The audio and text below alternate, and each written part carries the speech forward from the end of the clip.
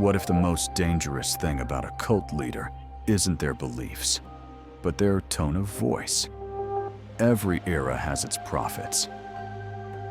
Some bring light, others bring control. But all share one defining trait: charisma, the ability to make people feel truth, even when the truth isn't there.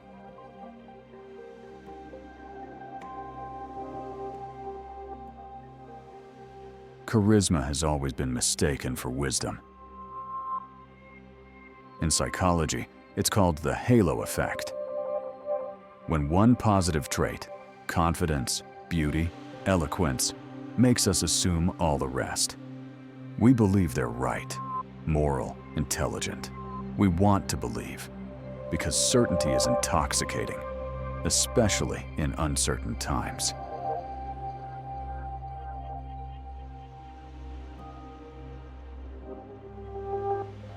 Cults don't start with cages. They start with comfort, a feeling of being seen, perhaps for the first time. The leader tells you, you are special, you were chosen, you understand what others can't. That's not a red flag. That's emotional oxygen. And once you breathe it in, you'll do almost anything to keep it.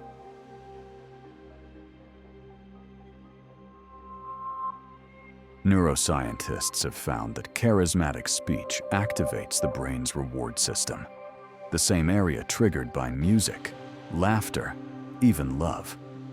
When someone speaks with conviction, your brain floods with dopamine. It's not the content that hooks you, it's the certainty. We confuse emotional relief with truth. That's how manipulation begins.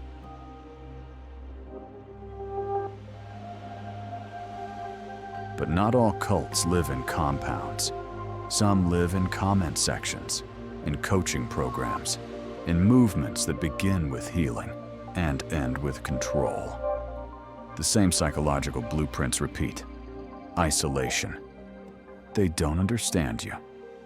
Only we do. Love bombing. Endless validation and belonging. Control through fear.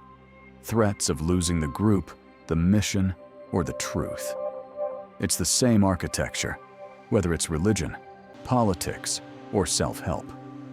Carl Jung once wrote, "People don't have ideas. Ideas have people." Cults form when an idea gains enough emotional energy to possess its followers. The leader becomes a living symbol, the archetype of the Savior. To the unconscious mind, they're not just human. They're myth incarnate, and questioning them feels like betraying something sacred.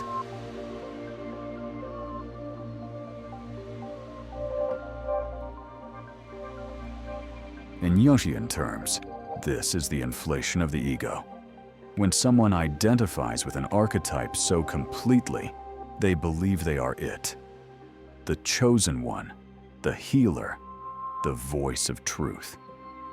And because charisma works both ways, followers project their own unconscious needs onto them. Their need for certainty, protection, meaning. A perfect psychological symbiosis, until it isn't.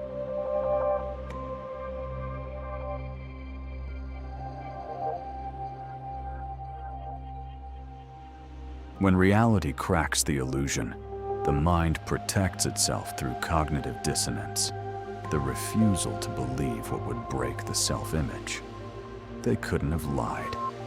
They did it for a reason. It's not them, it's a test. The follower's identity is now bound to the leader's survival.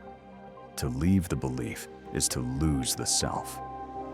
Leaving a cult or any manipulative system isn't just walking away. It's psychological rebirth. The process mirrors what Jung called individuation, the integration of shadow and self. It's the painful moment when the borrowed belief collapses, and you must face the void it once filled. Freedom isn't found in rejecting leaders. It's found in reclaiming your inner authority.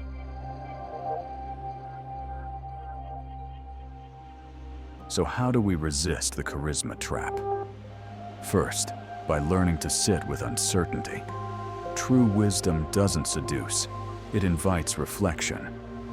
Second, by listening to what you feel when you listen. Does their message empower your autonomy or make you dependent on them? And third, by remembering that real truth never demands your surrender. It expands you.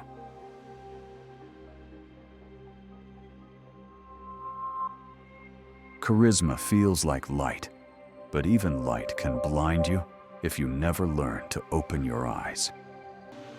In the end, the real leader you've been seeking is the part of you that refuses to be led.